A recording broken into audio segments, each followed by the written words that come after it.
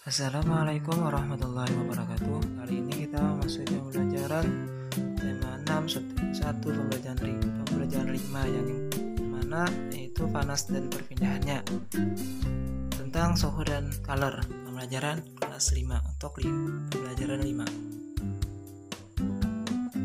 Nah, hari ini masih sangat pagi. Siti terbangun karena mendengar suara adzan subuh dari musola. Siti segera menunaikan kewajibannya untuk sholat. Siti mengira ia orang pertama yang terbangun pada pagi hari itu. Ternyata ia melihat ibu sudah berada di dapur. Setelah melakukan sholat subuh, Siti menghampiri ibunya yang sedang menyalakan kompor. Siti melihat ibu sedang memasak air pada dua panci yang berbeda. Panci pertama yang berukuran lebih besar berisi air setengah penuh. Air di panci pertama akan digunakan ibu untuk merebus sayur. Panci kedua berukuran lebih kecil berisi air yang hampir penuh. Panci kedua akan digunakan ibu untuk membuat teh. Siti menduga-duga air dalam panci manakah yang akan mendidih lebih cepat. Manakah yang lebih cepat mendidih, panci A atau panci B? Yuk kita menjawab sama-sama. Soalnya bagaimana ukuran kedua panci tersebut?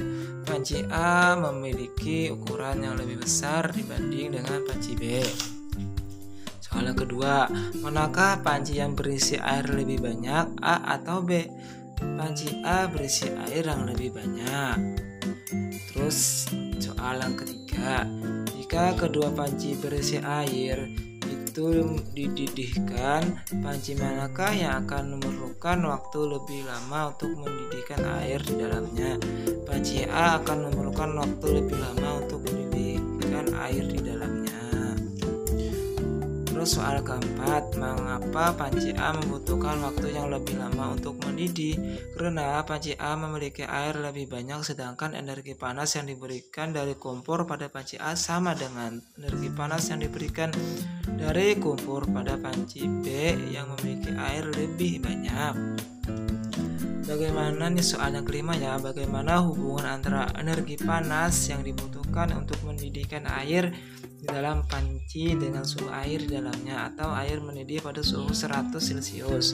Semakin besar energi panas yang digunakan untuk mendidihkan air di dalam panci, maka suhu air di dalamnya semakin tinggi, yang menyebabkan air tersebut cepat panas atau mendidih. Nah, soal ke-6, apakah kesimpulan yang kamu dapatkan dari kegiatan di atas? Pada peristiwa mendidihnya air menunjukkan peningkatan suhu pada air sampai mencapai 100 derajat Celcius. Hal ini berarti kegiatan yang berbeda memerlukan energi panas yang berbeda juga. Nah, ini manakah yang membutuhkan energi panas lebih banyak? Coba lihat ya. Yang membutuhkan energi lebih banyak itu yaitu mengeringkan pakaian yang sangat basah. Terus yang kedua itu mengeringkan handuk mandi basah yang tebal. Adapun yang ketiga itu mengeringkan rambut panjang sehabis keramas ya. Yang lainnya bukan, yang lainnya itu mengeringkan pakaian yang setengah basah. Yang kedua mengeringkan sapu tangan basah dari kain yang tipis.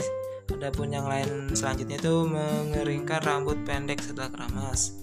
Nah, ini aku baru menyadari bahwa kegiatan yang berbeda memerlukan energi panas yang berbeda juga. Apa yang telah kamu pahami, Dayu?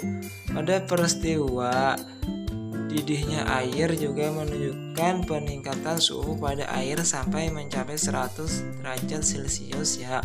Apa yang sebenarnya terjadi? Wah, aku juga penasaran. Apakah semakin tinggi suhunya, benda akan semakin panas? Lalu, apa sebenarnya terjadi pada benda yang meningkat suhunya? Apa kita bisa melihat pengaruhnya pada kehidupan sehari-hari? Yuk kita cari tahu. Nah, ini perubahan akibat perubahan suhu. Suhu menunjukkan derajat panas benda.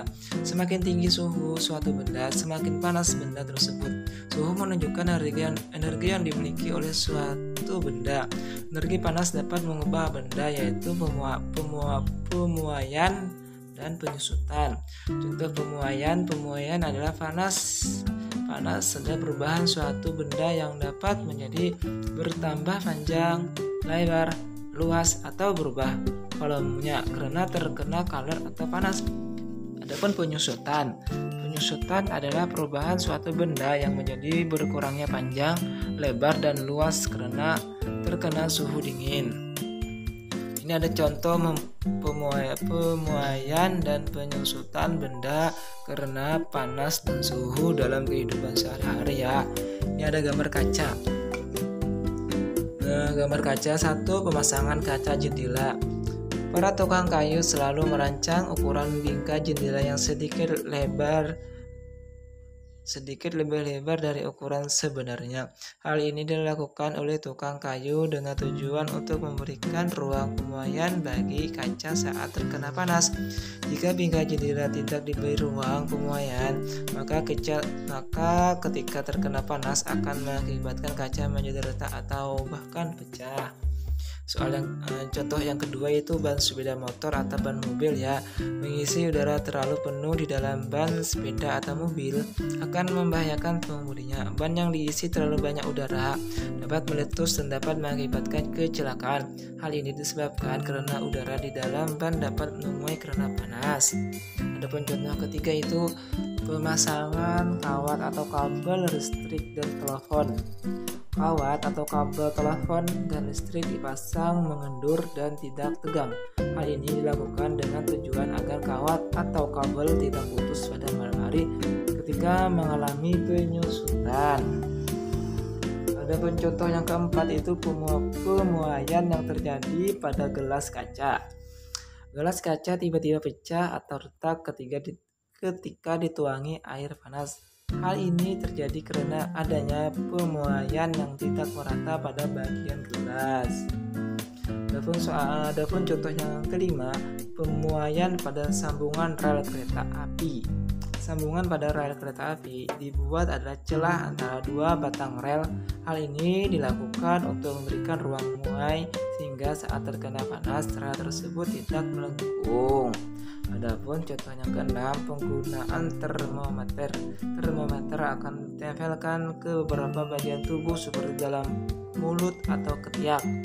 Tujuannya adalah untuk mengukur suhu panas tubuh. Setelah beberapa lama, cairan di dalam termometer akan naik karena terjadi pemuaian tersebut. Pemuaian setelah mendapatkan panas dari tubuh, cairan akan berhenti pada angka tertentu untuk menunjukkan suhu tubuh kita.